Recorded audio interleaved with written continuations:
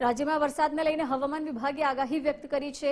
ગુજરાતમાં 3 દિવસમાં સાર્વત્રિક વરસાદની આગાહી છે। આગામી 2 દિવસ ભારે વરસાદની આગાહી આપવામાં આવી છે। છેલ્લા 24 કલાકમાં દક્ષિણ ગુજરાતમાં સૌથી વધુ વરસાદ પડ્યો છે। ગુજરાતના ઉત્તર ગુજરાતમાં પણ ભારે વરસાદ વરસ્યો છે। આગામી 24 કલાકમાં ઉત્તર ગુજરાતમાં ભારે વરસાદની આગાહી આપવામાં આવી છે। બનાસકાંઠા, મહેસાણા, સૌરાષ્ટ્રમાં ભારે વરસાદની આગાહી છે।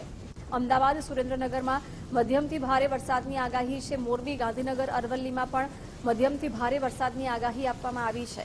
9 સપ્ટેમ્બરે ગાંધીનગર, અમદાવાદ, અરવલ્લીમાં આગાહી છે। પાટણ, મોરબી, સુરેન્દ્રનગરમાં ભારેથી અતિ ભારે વરસાદની આગાહી અપાઈ છે। 11 સપ્ટેમ્બર બાદ રાજ્યમાં વરસાદનું જોર ઘટશે। ગુજરાતમાં અત્યાર સુધીમાં સિઝનનો 1009 mm વરસાદ વરસી ચૂક્યો છે। સૌરાષ્ટ્રભરમાં 525 mm વરસાદ વરસ્યો છે। ઉત્તર ગુજરાતમાં રેડ એલર્ટ અપાયું છે। અમદાવાદ, ગાંધીનગર, મોરબી, સુરેન્દ્રનગર, જામનગરમાં યલો એલર્ટ આપવામાં આવ્યું છે, તો વલસાડ, નવસારી, સુરત, તાપી, નર્મદા જિલ્લામાં પણ યલો એલર્ટ અપાયું છે।